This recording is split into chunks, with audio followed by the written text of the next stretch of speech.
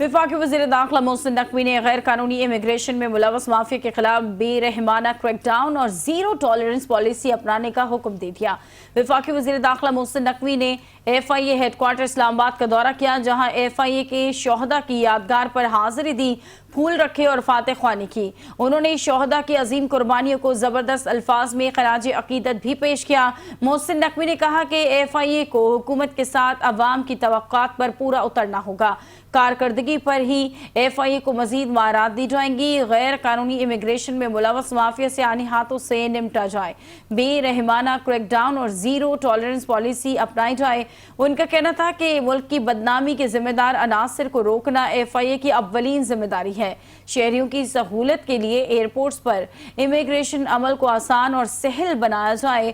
वफाकी वज़ीर दाखिला ने FIA को फास्ट ट्रैक काउंटर कायम करने, निसाब को जदीद खतूत के मुताबिक बनाने और स्टाफ की कमी के पेश नज़र मंजूर शुदा खाली आसामियों पर फौरी भर्ती की भी हिदायत की है।